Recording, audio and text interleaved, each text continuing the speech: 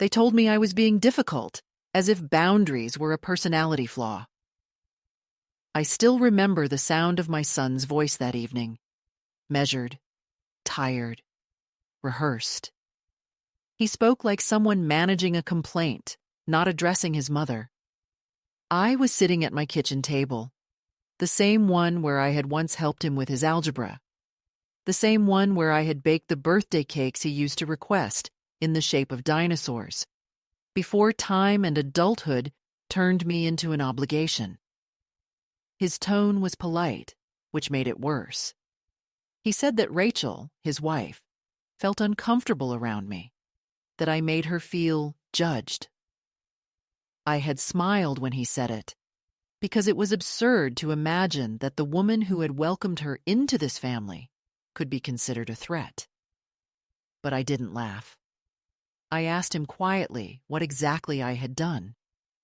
He cleared his throat, as though preparing for a presentation, and said, "Mom, you need to apologize to Rachel, otherwise things will have to change." And then, after a pause, long enough to be cruel, he added, "You won't be able to see the kids until you do." Those words didn't land like a slap. They landed like a slow, cold hand closing around my throat. It wasn't rage that came first. It was disbelief, the kind that makes you question your own hearing. I looked at him, at the careful expression on his face, and saw not malice, but something emptier. Justification. He wasn't angry. He was certain. I realized in that instant that I was no longer a person in his story. I was a variable to be solved, a problem to be neutralized. I didn't answer right away. I reached for my tea, though it had gone cold, and took a sip just to buy time. The clock on the wall ticked louder than usual.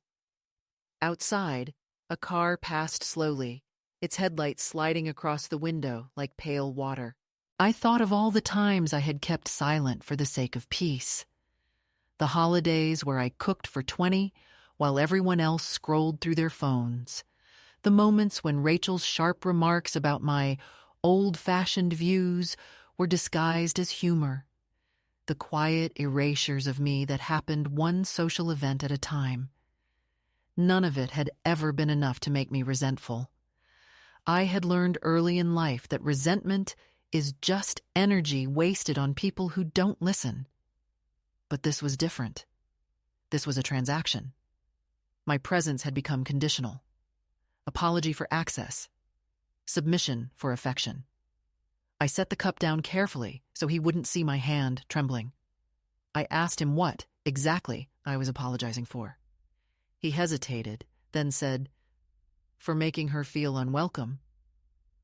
I almost laughed then, because I had been the one who bought Rachel her first winter coat when she moved here from Florida, the one who stayed overnight when their first baby was born, the one who babysat through fevers and tantrums and called it joy.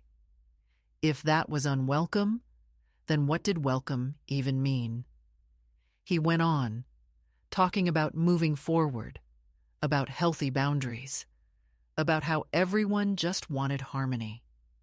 Those were Rachel's words. I could hear her through him. Harmony, in her dictionary, meant agreement without question. When he finished, he looked relieved, as if he had done something responsible. He stood, kissed me on the forehead like a nurse might to a patient, and said, "I'll call you when things calm down." I said nothing. I watched him leave, and when the door closed, I listened to the silence stretch into something unfamiliar. It wasn't the silence of peace or solitude. It was the silence of absence, of being erased from a world you had built. That night, I didn't sleep. I sat by the window and stared at the streetlight, its pale halo flickering like an old film reel. I thought of the children, my grandchildren, how I had watched them grow, how I had been the steady background in every photo that mattered, the voice that read them to sleep when their parents were working late. I thought of the small hand that used to reach for mine without hesitation. Children don't understand politics of adults. They only understand presence. And now, that presence had been turned into leverage. It wasn't about guilt anymore. It was about control. I realized, painfully but clearly, that this had been building for years, one polite boundary at a time. I had been reduced, not suddenly, but gradually, with kindness as the weapon. By morning, my mind had reached a strange, quiet clarity. When you spend your whole life nurturing people, you forget that you have the right to withdraw care when it's used against you. I brewed fresh tea, fed the cat, opened the curtains wide, and let the cold daylight in. I looked around my small but warm home and understood that this was all I truly owned. Not the approval of my son, not the conditional visits with the grandchildren, but this space, this quiet, this steadiness. I knew the pattern too well. Apologize once, and you will apologize forever. Today it was Rachel's pride. Tomorrow it would be some other imagined slight. They had built a new family unit that didn't need me, except as a symbol of compliance. And I, foolishly, had believed that love guaranteed loyalty. At noon, the phone rang again. I didn't need to look to know who it was. I let it ring until it stopped. Then I opened my notebook, the same one I used to jot recipes and grocery lists, and wrote down a single line. I will not apologize for existing. It wasn't defiance, it was truth. I had spent too many years softening myself to fit into other people's comfort. There comes a point when even love begins to rot if it's watered with humiliation. That was the beginning of my awakening. Not the grand kind, but the quiet, domestic kind, where a woman finally sees the architecture of her own erasure. I'm 78 now. I live alone, but not lonely. I have plants that bloom even in winter, a kettle that whistles like an old friend, and a lawyer who treats me with more respect than my own son ever did. But that day, the day he told me to beg for permission to be a grandmother, that was the day the ground shifted. I didn't scream. I didn't cry. I simply stood up, washed the teacup, and made a promise to myself. If they wanted to turn love into a negotiation, then I would learn the language of contracts. I would choose the children, but I would do it through the law, not through submission. Because dignity, once reclaimed, is the only inheritance worth passing down. And so, when people ask me now what happened, I tell them simply, nothing dramatic. Just the slow education of a woman who finally stopped mistaking silence for peace. The truth is, betrayal doesn't always arrive with shouting or slammed doors. Sometimes it comes in the form of a polite request, spoken by someone you once held as a baby, asking you to apologize for being the only one left who remembers who they were before they learned to perform love. The next morning, the world looked exactly the same, which almost made it worse. Sunlight fell through the kitchen blinds in narrow gold bars. The kettle whistled its usual single note, and the clock ticked with the same indifference it had always shown to human heartbreak. I remember thinking that the universe never flinches, not even when a family begins to fracture. The night before had left a hollow echo in me, not pain exactly, but the slow realization that something irreversible had been spoken into existence. I kept replaying my son's voice, calm and practiced, explaining how things could improve if I would simply make amends. The word itself had sounded clinical, like he was describing a patient's chart. What haunted me most wasn't the ultimatum, but the certainty behind it, as if he truly believed he was doing the right thing. That conviction frightened me more than anger ever could. By habit, I set out 2 cups on the counter before remembering there was no one coming for coffee. For years, Saturday mornings had belonged to the children, sticky with jam and laughter, cartoons murmuring from the living room, while I wiped crumbs from their cheeks. Those mornings had been the small rituals that convinced me family was forever. Now the table felt too wide, the silence too exact. I carried my mug to the window and watched a neighbor help his daughter ride a bicycle, her wobbling determination framed by his patient hand. That image should have been sweet, but it pierced. I realized then that absence isn't measured by distance, but by the number of small habits that no longer have witnesses. I thought of calling, of apologizing just to end the ache. The word itself hovered like a key in my throat, but behind it was a door I wasn't willing to open. Apology was supposed to mend. In our family, it had become currency.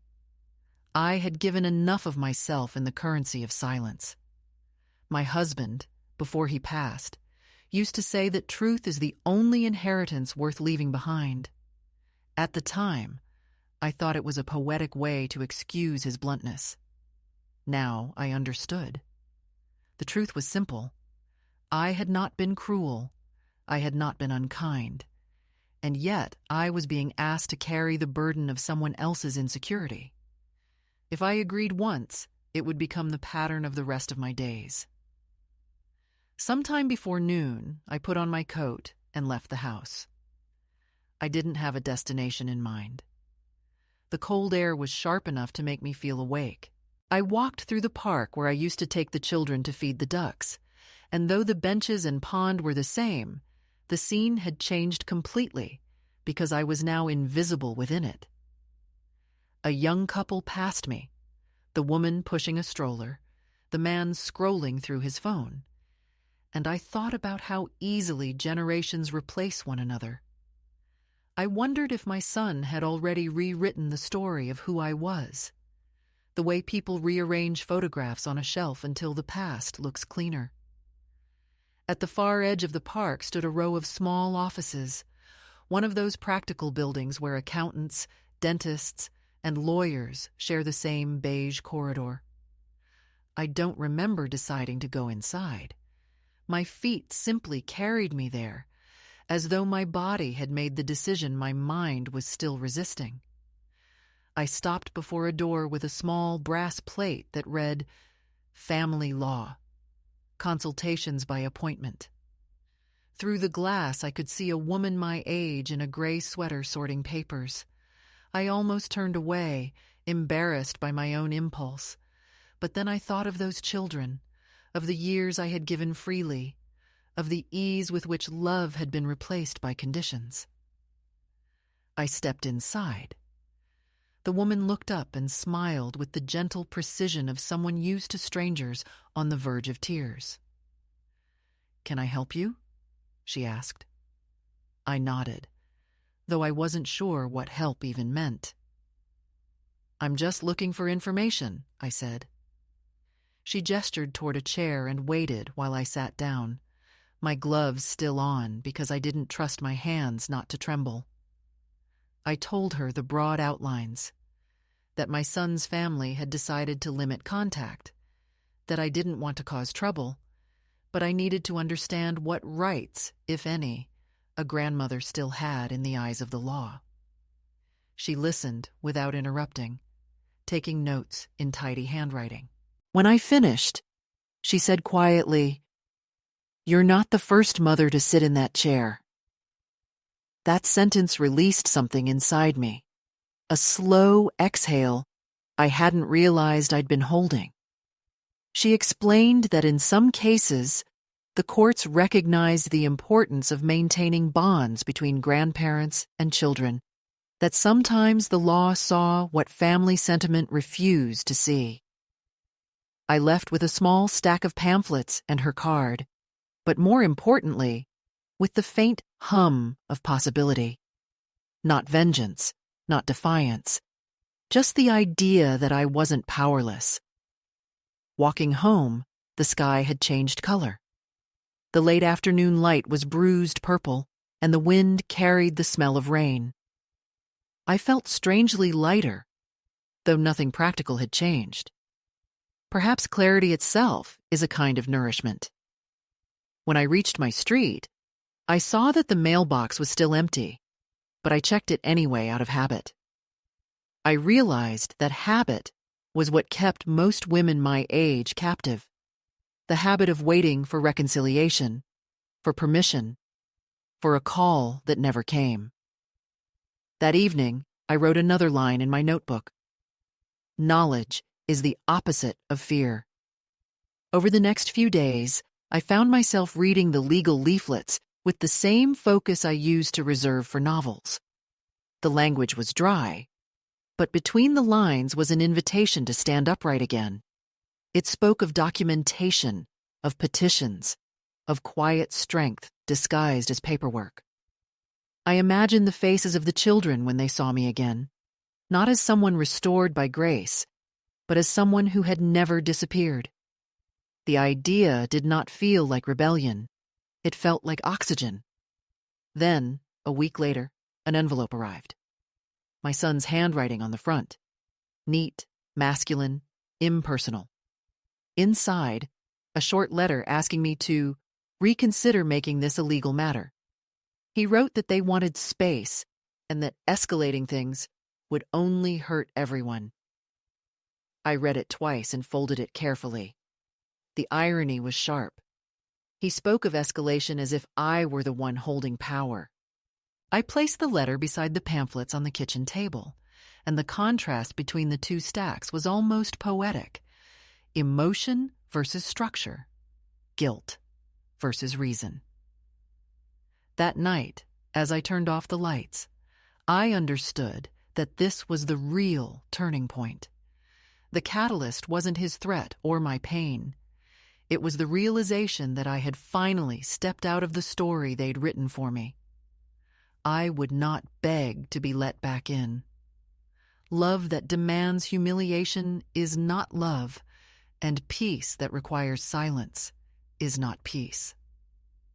Somewhere between those truths and the quiet hum of my refrigerator, I felt the smallest ember of resolve begin to glow.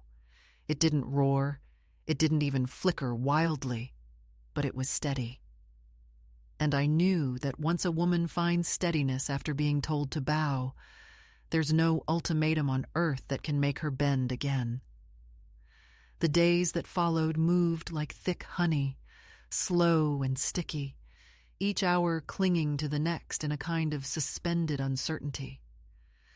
I found myself existing in a quiet limbo, not quite abandoned, but no longer belonging anywhere familiar. The air in the house felt different, heavier, as though the furniture itself had learned to expect silence. There was no dramatic confrontation, no shouting, no door slammed in anger, only the steady erosion of ordinary contact. That is the cruelty of distance disguised as calm. It doesn't announce itself. It simply accumulates. At first, there were still the occasional messages from my son, brief, practical, deliberately polite. A reminder about a doctor's appointment, a link to a utility bill, an emoji that served as a substitute for warmth. Then even those stopped. The absence didn't make noise when it arrived. It just settled, invisible and absolute. I tried to keep my days structured. I would wake early, make the bed, water the plants, go for a walk through the neighborhood, and come home with groceries I didn't really need. I cooked too much for one person and ended up freezing half of what I made. Old habits of caretaking die reluctantly. Sometimes, while stirring a pot or folding laundry, I would find myself rehearsing conversations that would never happen, perfect explanations that would never be heard. I wondered if they thought of me at all. Perhaps in their version of events, I was already recast as difficult, unwell, overly sensitive. People rewrite the past so easily when it justifies their comfort. One afternoon, while walking back from the market, I ran into a neighbor I hadn't seen in months, a kind woman named Lorraine who always asked about the grandchildren. "You haven't had the little ones over lately," she said, her tone light but curious. For a moment, I couldn't find the right answer. The truth would sound melodramatic, but lies have a way of bruising the tongue. "They're busy," I said finally. "So many activities these days." She nodded sympathetically, the way people do when they sense pain but know not to pry. Still, the conversation left me hollow. The world had gone on assuming the best, while I stood in the doorway of a story that no one wanted to read. Evenings were the hardest. The television felt too loud, the silence too wide, the hours too long to fill with distraction. I began writing letters I never sent. Pages and pages of memory, apology, explanation, gratitude. I wrote about the first time my son rode a bicycle, the way he had looked over his shoulder to make sure I was watching, and how he had grinned when he saw that I was. I wrote about the night he came home heartbroken from his first job, and I told him failure was just another word for rehearsal. Those memories weren't meant to accuse. They were meant to anchor me, to remind me that what we once had been real. But with every page, I could feel the distance hardening, like cement setting between bricks. Love that is not reciprocated slowly transforms into recollection. Then came the invitations that didn't include me. Photos appeared online, birthdays, school plays, family gatherings, each one a collage of smiling faces arranged carefully to fill the space where I used to stand. At first, I told myself it was coincidence, that perhaps I had missed the message, that technology had failed. But even denial has limits. I saw Rachel's captions written in her tidy, performative tone. Family means everything. I realized that I had been edited out of their narrative with the precision of someone deleting a typo. The world believes what it sees, and what it saw now was a family complete without me. The weight of that realization did not break me, but it did bend something inside. I started to notice the subtle ways erasure works, the missing name on a group text, the unanswered call that used to be immediate, the polite smile of an acquaintance who has heard only one version of the story.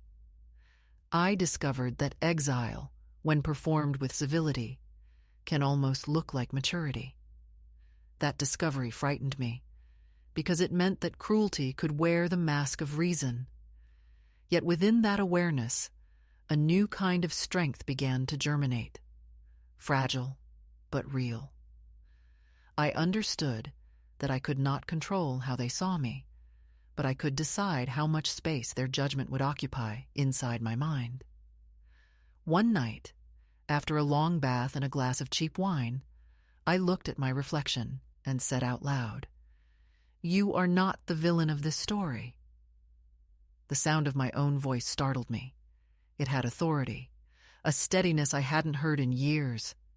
It was the first time I had spoken to myself with kindness rather than reprimand. Still, the loneliness had texture.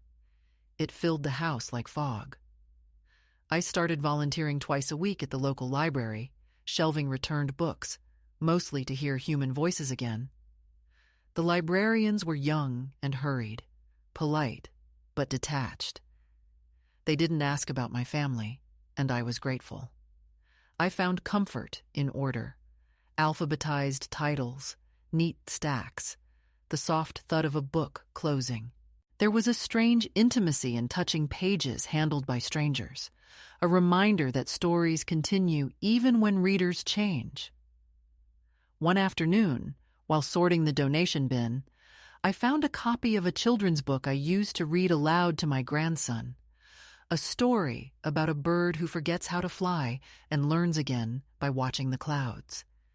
The edges were frayed, the cover faded, but when I opened it, I could almost hear his small voice filling in the rhymes. I stood there in the dusty back room, holding the book like a relic, and for a moment the ache was so pure it almost felt clean. I bought it for 50 cents and carried it home, not as a souvenir of loss, but as proof that memory could outlast revision. At home, I began placing small pieces of evidence around the house, like markers in an invisible map. Photographs, recipes, ticket stubs from school plays, the mug my granddaughter once painted with uneven hearts. I wasn't hoarding, I was reclaiming. Each object whispered the same truth. I had existed fully, I had loved deeply, and none of that could be undone by silence. This quiet rebellion gave my days a rhythm again. But then came the call I had half expected and half dreaded. It wasn't from my son, but from Rachel. Her voice was smooth, deliberate, as though she were speaking from a prepared statement. She said she hoped I was doing well, and that they were open to reconciliation if we could all move past the unpleasantness. Her words felt like sandpaper against my ear, too polished, too conditional. She suggested that perhaps I could write a note to clarify my intentions, something they could show the kids to help them understand. I realized she didn't want reconciliation. She wanted documentation of my compliance. I thanked her for the call and said I would think about it.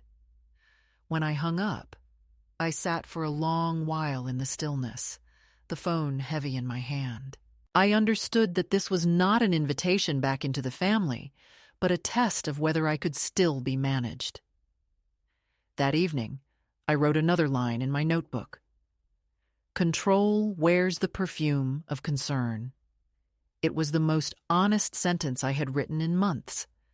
From that point on, I stopped waiting for their approval to define my peace. The next morning, I mailed a small package to my lawyer. Not a lawsuit, not a petition, just a sealed envelope containing dates, messages, and memories in case they were ever needed. It was my way of saying that I existed in the record, not just in emotion. The isolation hadn't ended, but it had changed shape. It was no longer a void consuming me. It had become a space I could inhabit without apology. I began to find beauty in small acts of steadiness, clean sheets, a walk at dusk, the first bloom of the geranium on the windowsill. And though the world outside continued to move as if nothing had happened, inside me a quiet revolution was underway. I was learning to live without waiting for permission, to love without the need for witnesses, to breathe in a room that no longer asked me to disappear. It was sometime in late February when the snow finally began to recede into long gray ribbons along the edges of the sidewalks, the kind that look permanent until one day they simply vanish. I remember waking that morning to the sound of dripping water from the eaves and realizing how long it had been since I'd noticed such small music. For weeks I had been moving through my days like a ghost haunting her own routine, convinced that if I kept my steps quiet enough, the ache inside me would subside. But on that particular morning, something felt different. Lighter, perhaps, or maybe just less numb. I brewed my tea, opened the curtains, and stood by the window for a long time, watching the street sweepers clear away the remnants of winter. There was something cleansing in their slow persistence, something methodical about renewal. I wondered if human hearts thawed the same way, imperceptibly, until one day the frozen weight of silence begins to crack on its own. I had been volunteering at the library for nearly a month by then, shelving books and tidying returns, small acts of order that gave me comfort. One afternoon, while refilling the donation cart, a woman approached me holding a stack of legal guides. She was probably in her 60s, her hair silver, but her eyes bright with that particular intelligence people carry when they've seen life from every angle. She smiled and said she recognized me from the cafe near the courthouse where she worked as a legal secretary. I remembered her face vaguely, and when I told her that, she laughed softly and said, "Then you must be the woman who always orders chamomile and never checks her phone." The remark caught me off guard. I had not realized that my small habits had become recognizable. That conversation was the first unhurried one I'd had in months, and it shifted something in me. She told me her name was Evelyn, that she had once worked in family law, and that if I ever needed advice that didn't come with an invoice, she'd be glad to offer it. A week later, I found myself sitting across from her in that same cafe, papers spread between us like a quiet confession. She wore reading glasses low on her nose, her pen tapping against a yellow legal pad.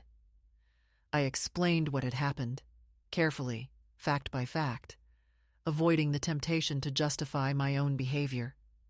She listened the way people do when they've already heard 1,000 similar stories, but still treat yours as singular. When I finished, she sighed and said, "They call it estrangement now. Sounds tidy, doesn't it? But it's just loneliness dressed in legal language." I nodded. She explained what options existed, not to escalate, but to protect my place in the children's lives should it ever come to that. She spoke of documentation, correspondence, and records of time spent together.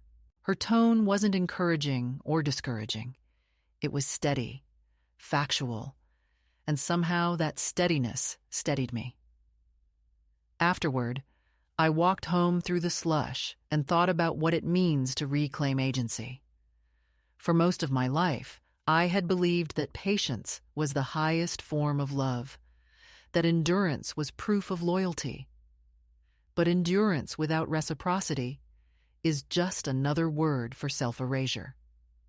I realized that if I wanted to be present for the children again, it could not be as the woman who begged her way back into family photos. It had to be as someone who understood her worth even outside of them. The thought was both liberating and terrifying. It meant letting go of the fantasy that one day my son would wake up, realize his mistake, and come back with open arms. It meant accepting that the version of him who had issued that ultimatum might be the truer one, not the boy I kept alive in memory. That night, I sat at my kitchen table and spread out everything I had gathered: the letters, the messages, the photographs, the notes from Evelyn, and I began organizing them into a small binder. It was not an act of aggression, but of preservation. Each document was a testament that my love had been consistent, that my care had been tangible. I wanted to ensure that if anyone ever questioned it, there would be proof beyond sentiment. But something else happened as I arranged those pages. I felt a strange calm settle in me, the kind that comes when you finally stop pleading with what refuses to understand you. I realized that the binder was not just evidence for a potential case.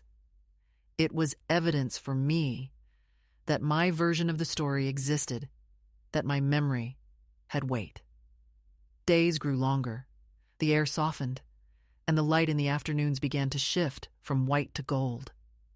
I started walking to the park again, not to retrace old memories, but to create new ones.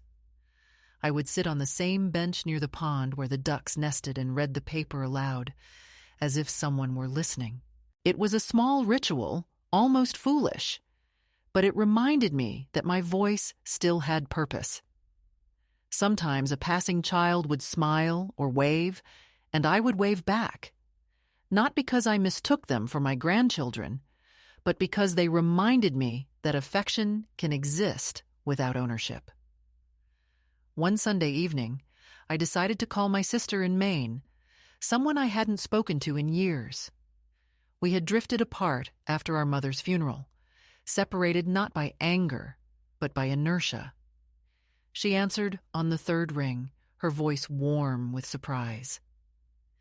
We talked for nearly an hour about nothing and everything, and by the end of it, I felt as though I had been returned to the world of the living. Family, I realized, isn't always the people who share your last name. Sometimes it's the ones who answer when you call, after silence has hardened around you. That conversation did not fix anything tangible, but it reminded me that connection is still possible, that estrangement from one branch of life does not mean exile from all of it. In March, Evelyn invited me to attend a community seminar at the courthouse on elder rights and mediation.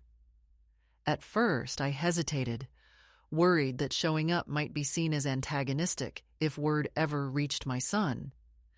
Then I understood that fear of being misunderstood was exactly what had kept me obedient for so long. So I went. The seminar was dull in parts, but it gave me language for what I had experienced. Terms like emotional boundary violation, familial coercion, protective autonomy. I wrote them down as if they were spells, each word reclaiming something I hadn't known was mine to name. Afterward, Evelyn and I walked together through the courthouse square, and she said, "You don't have to fight them. You just have to stop letting them define what peace looks like." That sentence became the axis around which my next chapter began to turn. Back home, I took the old family photographs from the wall, not out of bitterness, but out of clarity. I wrapped them carefully in tissue and placed them in a box. The space they left behind felt like oxygen. I replaced one of the frames with a painting I found at a thrift shop, a landscape of mountains under dawn light. I liked it because it had no figures in it, only distance and promise. Standing there, I realized that healing isn't the opposite of pain. It's the quiet decision to live with open hands again, to trust that the next thing you build will not be taken from you so easily. That night, before bed, I wrote in my notebook, "Freedom is not always loud. Sometimes it's the sound of a woman closing the door gently behind her and choosing not to wait on the other side." And for the first time since all of it began, I slept without dreaming of being forgiven.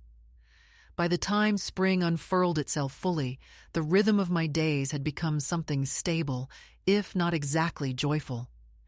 Stability can be its own form of peace, even when it grows out of loss. I had begun to measure time not by the absences that marked it, but by the small rituals that filled it. The morning walk to the bakery for a single roll and coffee.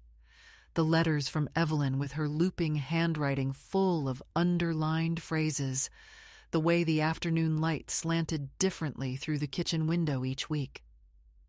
Life had begun to rebuild itself quietly around me, like ivy climbing over the ruins of an old wall. Yet underneath that calm surface, the currents of something larger were still moving, unseen but persistent, like groundwater rising toward a storm.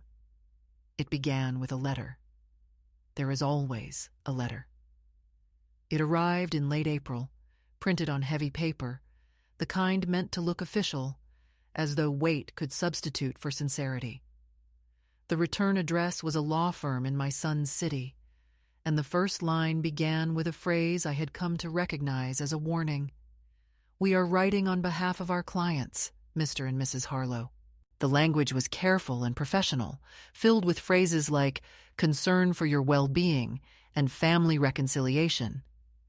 But tucked among those polite sentences were the barbs, subtle suggestions that my recent inquiries into visitation rights had been misguided, that pursuing any formal petition might cause unnecessary distress to the grandchildren, that everyone would be better served by an informal understanding. I read the letter 3 times, not because I didn't understand it, but because I wanted to absorb its tone, the mixture of civility and threat, concern and control. It was the same tone my son had used that evening months ago, only now translated into the polished grammar of professionals. I set the letter on the kitchen table and stared at it until dusk. I did not cry. There comes a point when even sadness feels repetitive, like an old song whose melody you can no longer bear.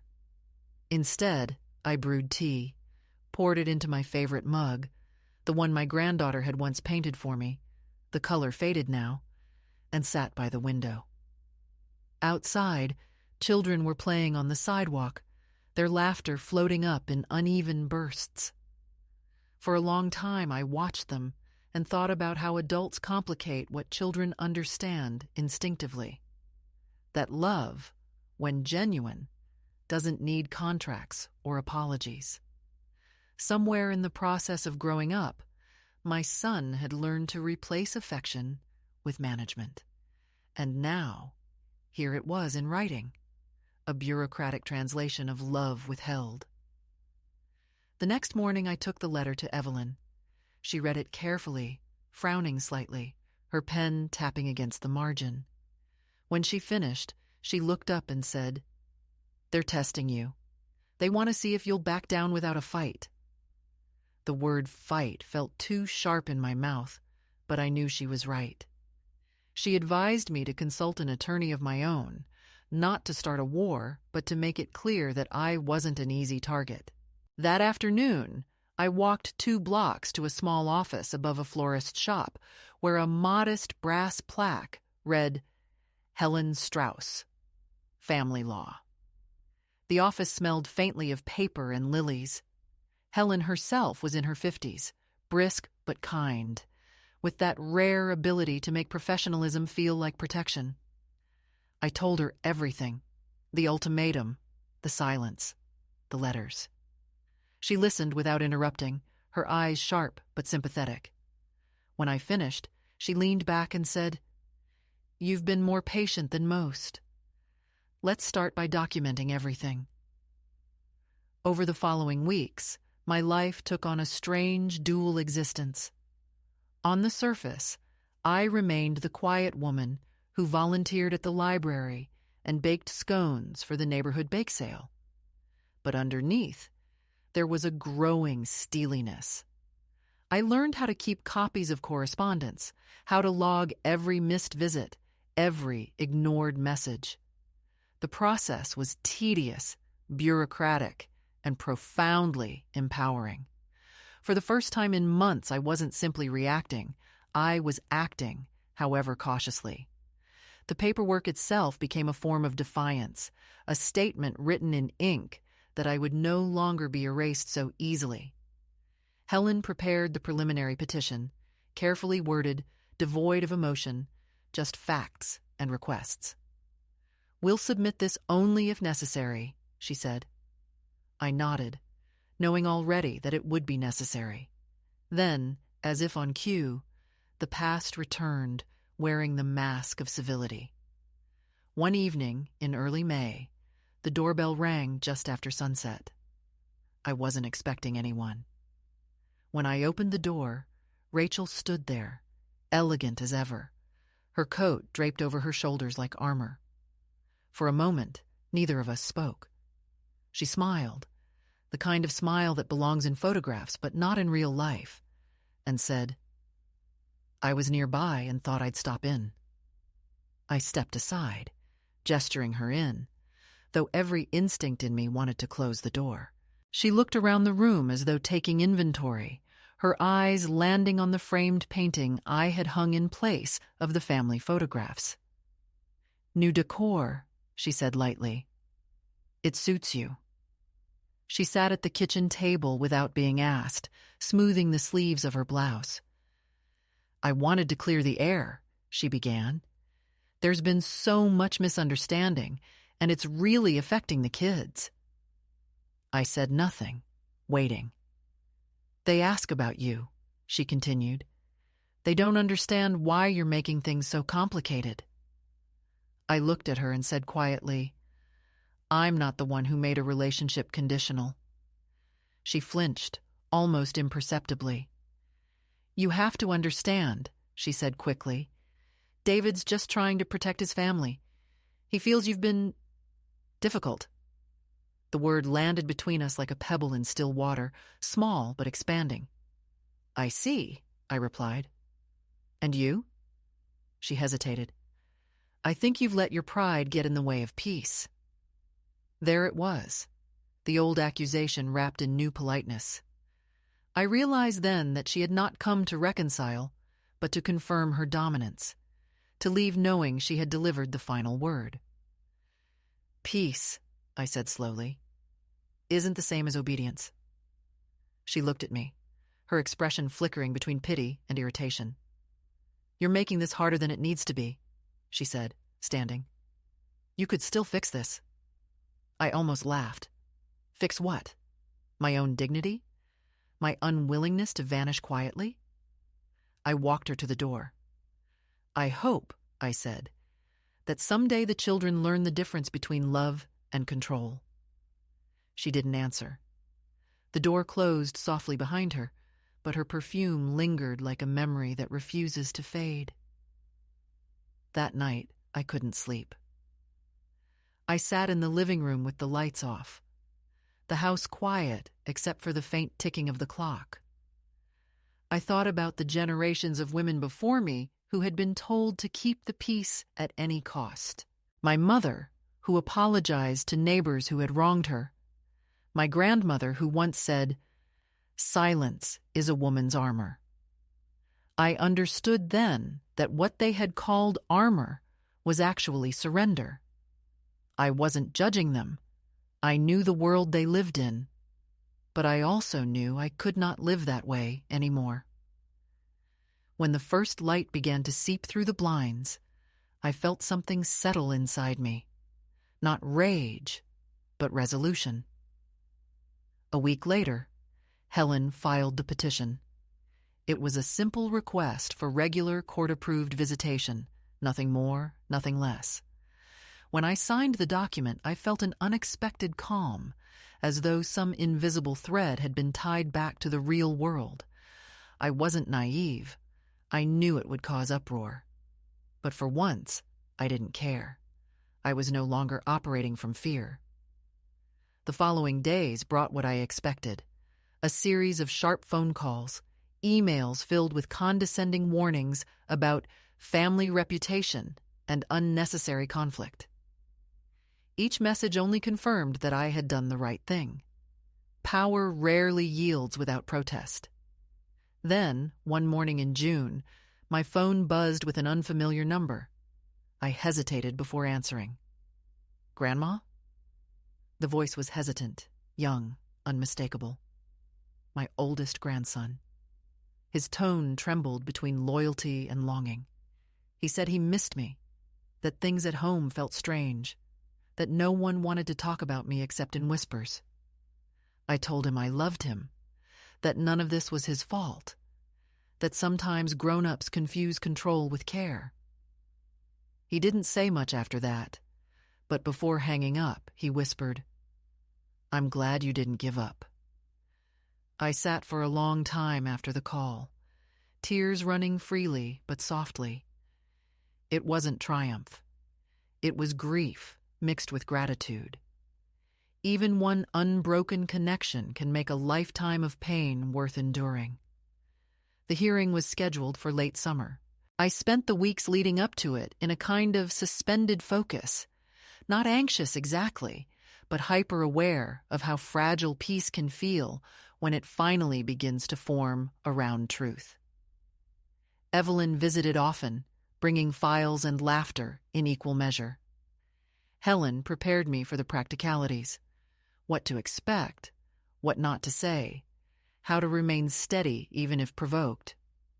I practiced composure in the mirror, not out of vanity, but survival. I knew that in those sterile rooms, where judges weigh words like currency, women like me are often seen as sentimental rather than sincere. I wanted my story to be impossible to dismiss. When the day came, I dressed with deliberate care. Navy dress, modest jewelry, the same coat I had bought months earlier when I first decided to reclaim myself.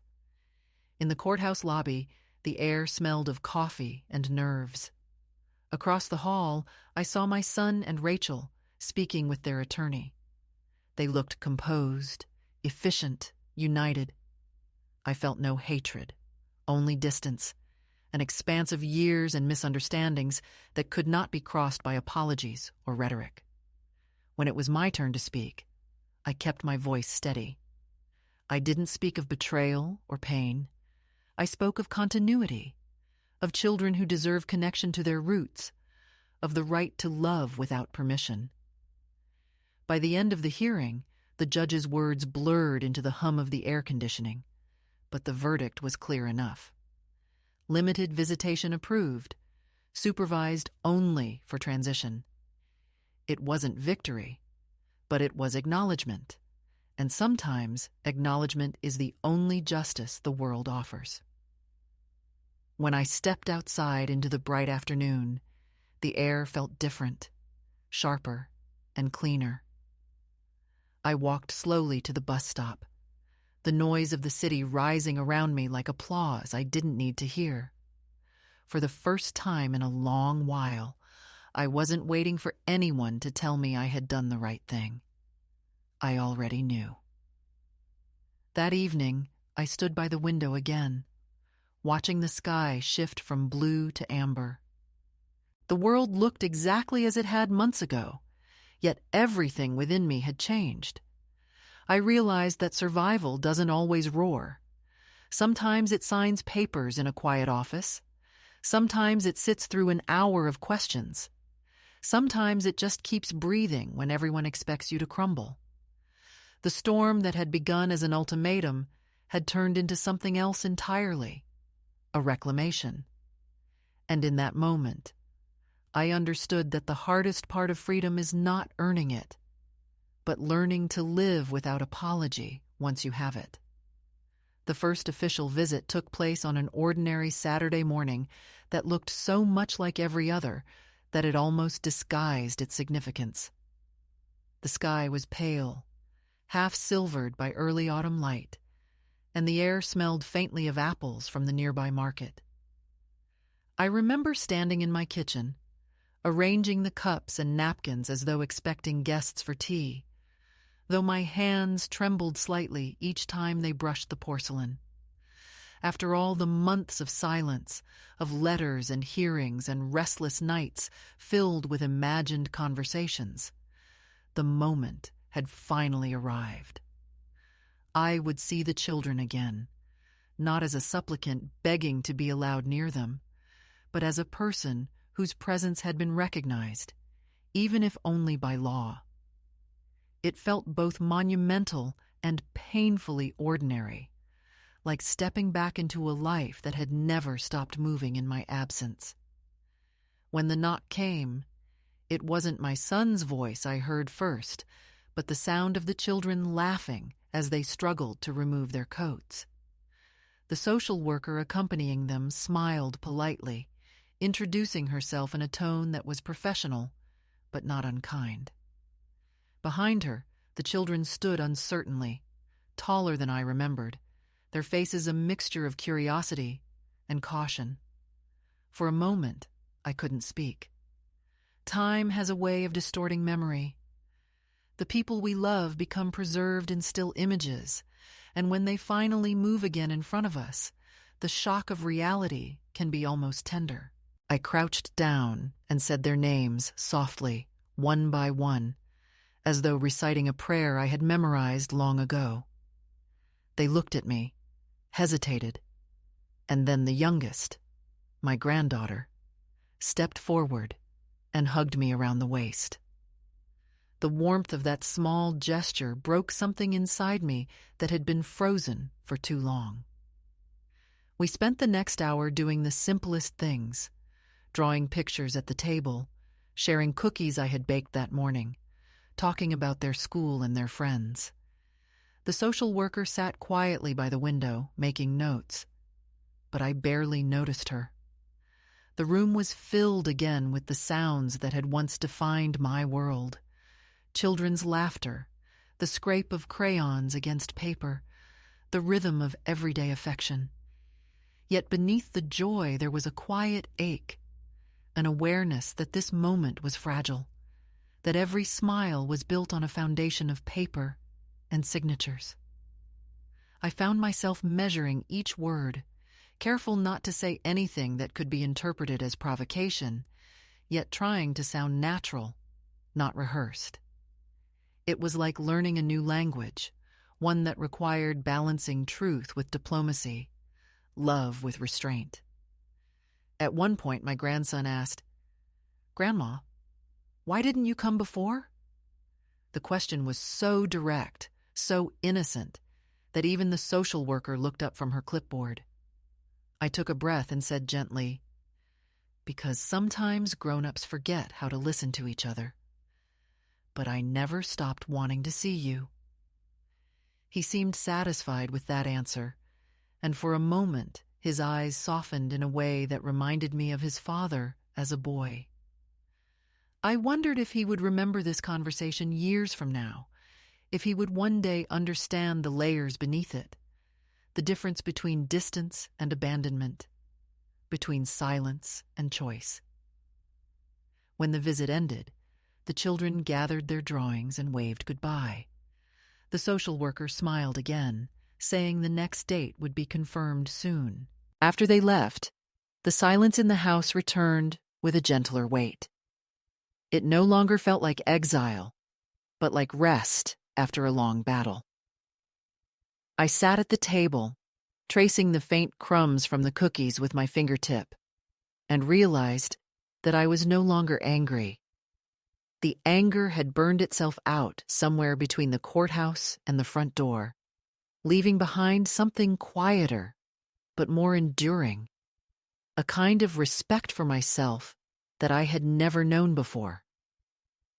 In the days that followed, I noticed that my sense of time had changed. The weeks were still marked by the same routines, volunteering, walks, reading, but there was now a pulse beneath them, a renewed awareness of belonging to the world. I began taking photographs again, not of people, but of small things. The way light hit the curtains in the afternoon, the reflection of the sky in a puddle, the tiny cracks in the paint of the window frame. Each picture felt like proof that life continued to offer beauty, even after loss. Then, one afternoon, my phone rang. It was my son. His voice was hesitant, lower than I remembered. He asked how the visit went. I told him it went well, that the children seemed happy, that they had grown. He was silent for a long moment, then said, "I'm glad." There was something in his tone, not reconciliation, but fatigue. I realized he wasn't calling to argue. He was calling because, for the first time, he didn't know what to do next. Power, when confronted by calm persistence, loses its script. "I don't want this to drag on," he said quietly. "Neither do I replied. "But I won't pretend that what happened didn't matter." He exhaled sharply, perhaps in frustration, perhaps in relief. "Maybe we can figure something out," he murmured. I didn't answer right away. I wanted to believe him, but belief had to be earned, not assumed. "I hope so," I said finally, and then we ended the call. Afterward, I sat in the quiet and thought about the strange symmetry of it all. The same voice that once delivered an ultimatum was now uncertain, stripped of its authority. Not because I had defeated him, but because I had refused to disappear. There is a kind of power in endurance that no confrontation can destroy. It isn't loud. It doesn't demand recognition. It simply persists until the world has no choice but to acknowledge it. I understood now that my survival wasn't about winning a legal case or forcing reconciliation. It was about reclaiming my right to exist on my own terms, without apology. A week later, another letter arrived, this one handwritten. It was from my son. The sentences were awkward, uneven, but sincere. He wrote that he hadn't realized how deep the divide had become, that he had been trying to keep peace in his household, that he now saw how much pain his choices had caused.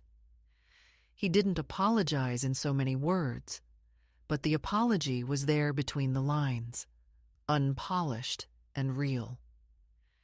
He asked if we could meet, just the two of us, no lawyers, no mediators. I agreed, not out of desperation, but because forgiveness, when freely chosen, can be the final act of strength. We met at a small cafe halfway between our homes. The air was filled with the smell of coffee and early rain. When he walked in, I saw the years of distance in his face, the tiny lines of guilt, the guarded expression of a man who has rehearsed explanations but no longer trusts his own. We talked for over an hour, quietly, cautiously, like people learning to speak again after an illness. I told him I didn't need him to rewrite the past. I only needed him to stop pretending it hadn't happened. He nodded slowly, his eyes bright with something close to shame. I just wanted everyone to be happy, he said. You can't build happiness on erasure, I replied. There was no anger in my voice, only truth. When we finally stood to leave, he reached for my hand, and for a moment I saw not the man who had hurt me, but the boy I once carried home in his sleep, his small fingers curled around mine. The years between us didn't vanish, but they softened. It wasn't reconciliation exactly. It was recognition. Sometimes that's all forgiveness can be. Two people seeing each other clearly after years of distortion. That night, when I returned home, the house felt different again. It was still quiet, still filled with the echo of solitude. But now the silence felt earned, like the pause after a symphony, rather than the emptiness of an unfinished song. I placed the letter from my son in the same binder that once held only evidence in court forms. It no longer belonged to the category of proof or defense. It was simply part of the story. I understood that dignity isn't a single moment of triumph, but a collection of small, deliberate choices. The refusal to beg, the courage to speak, the patience to wait until truth becomes undeniable. Looking out the window that evening, the last light fading over the rooftops, I felt something I hadn't felt in a long time. Peace, unadorned and quiet. Not because everything was resolved, but because I had stopped needing resolution to justify my existence. I had done the hardest thing a person can do. I had chosen self-respect over belonging, and in the process, I had found a different kind of home within myself. It has been more than a year since that first court-ordered visit, and though the seasons have come and gone with their usual indifference, something in the rhythm of my life has shifted permanently. The house is still the same. The creak in the third stair still complains each morning. The same kettle still sighs when the water boils. But the silence that once pressed against the walls has changed its weight. It no longer feels like punishment. It feels like breath. There is a serenity that comes only after you have survived your own breaking, when the pieces of yourself fit back together, not as they once were, but as they were always meant to be. I move through my rooms now with a sense of ownership that has nothing to do with property and everything to do with peace. I no longer wait for the phone to ring. I no longer flinch when I see a message that never arrives. I have learned that the absence of noise is not the absence of love, but sometimes the only way love learns to live honestly. The children visit now on a schedule that has become almost natural. At first, the meetings were cautious, full of careful questions and small silences, but with time, they grew into something lighter. They no longer look at me as a subject in a family story they were told to believe in. They see me as someone real, someone who existed before the arguments, someone whose laughter still echoes in the corners of their earliest memories. Last month, my granddaughter brought me a small watercolor she had painted in school. It showed a house with a red door and a tree with green dots for leaves. In the corner she had written, "Grandma's Place." I framed it and hung it by the window, not because of pride, but because it reminds me of how far we traveled to arrive at something so simple. The social worker's visits have ended. The court considers the matter closed. Yet what stays with me is not the paperwork, not the verdict, but the fact that the bond survived the long silence. My son calls sometimes, not often, but when he does, our conversations are steady, stripped of ceremony. We talk about practical things, the children's schools, his work, the weather, but occasionally there is a pause in which something softer hums between us, an acknowledgement that we are both learning how to exist without pretending the past did not happen. I do not seek his apology anymore. I think, in his own way, he has already given it through every call, every small gesture that admits uncertainty. What matters now is that I have stopped living as a footnote in someone else's story. I have my own narrative, quiet and unassuming, but entirely mine. Evelyn still visits once a week. We drink tea and laugh about how, in the end, paperwork became my unlikely salvation. She says I've become her favorite example when she talks to other women at the community center, proof that reclaiming your dignity need not mean losing your heart. I tell her that what I did was nothing grand, just a series of small refusals. The refusal to apologize for things I did not do. The refusal to let affection be bartered. The refusal to accept invisibility as peace. She always smiles and says, "That's the grandest thing of all." Maybe she's right. We grow up thinking strength looks like confrontation, but more often it looks like endurance held with grace. Some evenings, I walk to the park where everything began. The same path, the same pond, the same quiet bench. The world is full of children still learning to balance on bicycles, and their laughter rolls across the water like a familiar melody. I sit there with a small notebook in my lap, not the old one where I recorded anger and evidence, but a new one, its pages still mostly blank. I write short reflections now, things I want my grandchildren to know when they are older.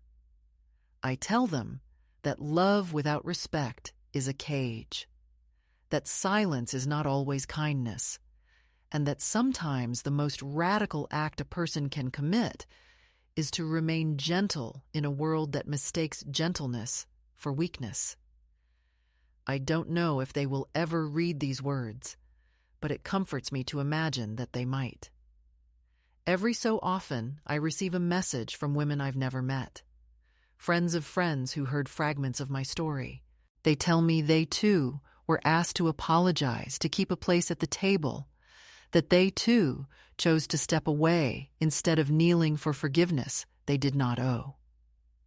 Their words remind me that what happened to me was not isolated but universal.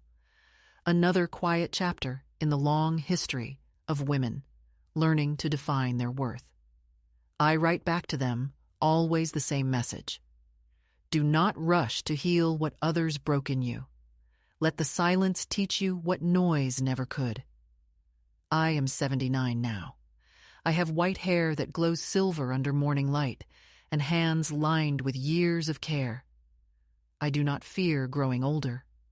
Age, I have found, is simply time made visible. What I fear instead is forgetting the lesson this chapter carved into me, that peace built on submission is temporary, but peace built on truth endures. I no longer chase belonging. I cultivate it.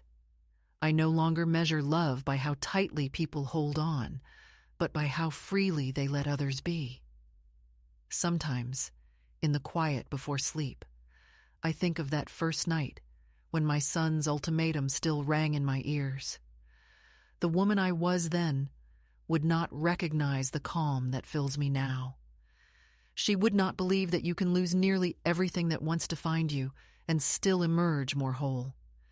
Yet here I am, breathing, steady, unbroken. I survived not because I fought harder, but because I learned that surrendering to dignity is not surrender at all. It is arrival. And if another woman somewhere out there finds herself at the edge of that same unbearable choice, to apologize for her existence or to stand in her truth, I would tell her this: choose yourself, even if it means standing alone. The world will try to convince you that solitude is failure, but solitude, when chosen in self-respect, is simply the space where your soul finally learns the sound of its own voice. That sound, once heard, can never be silenced again.